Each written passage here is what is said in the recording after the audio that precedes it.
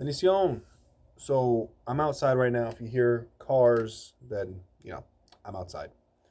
So my apologies ahead of time for the shitty audio with the lighting and all that.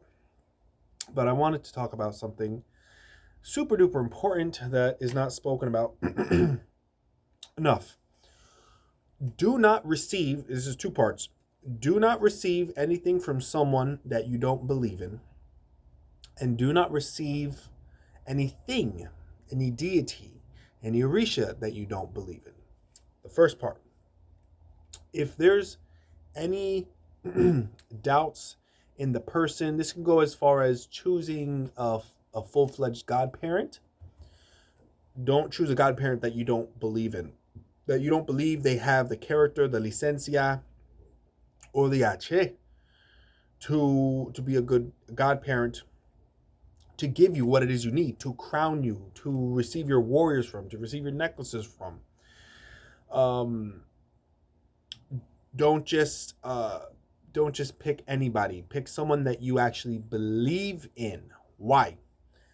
Because down the line, you're going to be questioning, did I receive, let's say Olokun. Did I receive Olokun from a legitimate santero that actually did my shit correctly? Because if that's going through your mind, then stop right there and don't receive anything from that individual, because for the rest of your life, you're going to be questioning the validity of what it is you have, and there's nothing worse than that. Because, it may come out, you gotta do it, bull at the foot of Olokun. We're gonna stay with Olokun. You're going to be shaking a maraca and saluting Olokun, and you're like, yo, man, I don't even know if I got the real deal, but yeah, sure, let's ring this maraca and salute Olokun. I don't know if my shit's even legit. Why? Because I doubt the person and the hands from whom I got it from, because I don't know. Maybe I didn't have enough history with the person, and now I'm questioning what it is that I have received. So the orisha itself may be a legitimate santo. Olokun is legitimate. But the hands that gave you Olokun, you may be questioning. And that's something that you don't want to deal with. To be questioning the validity of the person. Now, damn, every time I'm on camera, my shit goes out.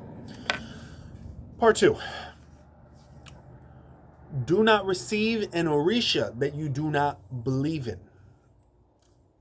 Example. There are a number of orisha that some say that the origin of which are at best questionable, at worst completely invented. A number of examples would be ori, a Cuban-based ori, an ori that does not have a foundation in Brazil.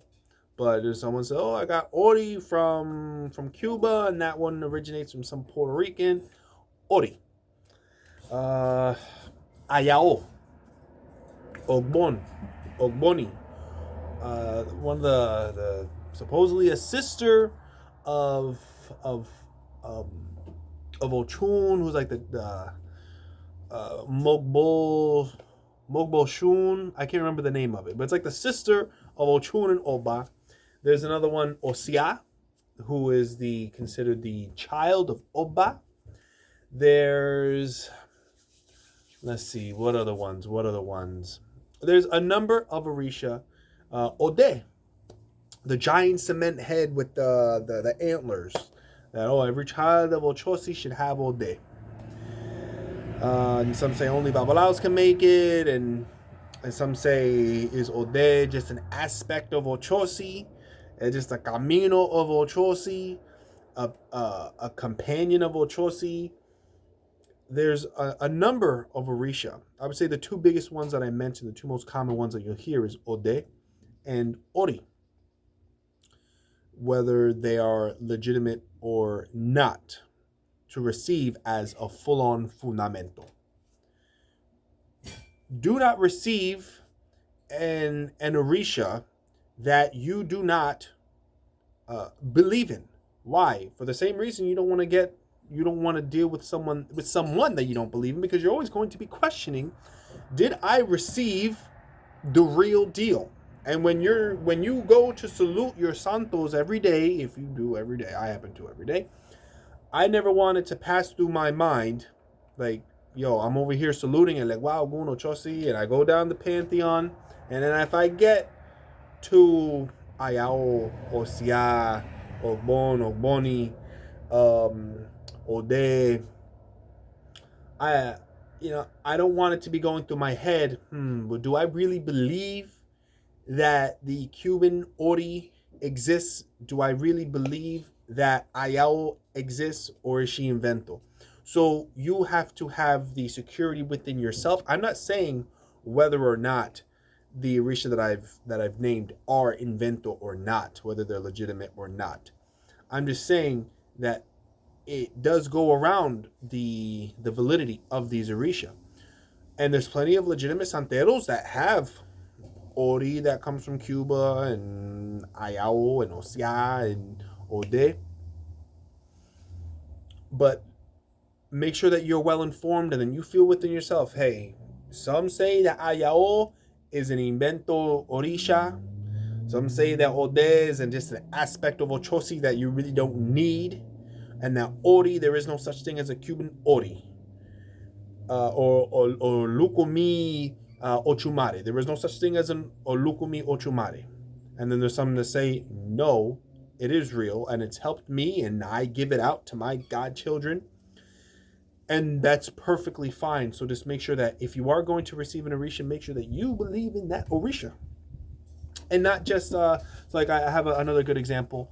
So I have a teja de egun that was not made by a babalao. But the teja de egun that was given to me by a santero put babalao symbology, Ifa symbology on it. I was ignorant at the time, and so that's one thing in my life that I received that now I question. I thought it was weird at the time, but now just being more educated, years have passed and said, well, I've heard it doesn't matter. You don't need to be a babalao to give out the teja de egun, but I also see, but Ifa symbology is on it. And so if Ifa Odu is going to be on a teja de egun, then why would it not be a babalao that only has the authority to give out that teja de egun with Ifa symbology on it? That's just one example.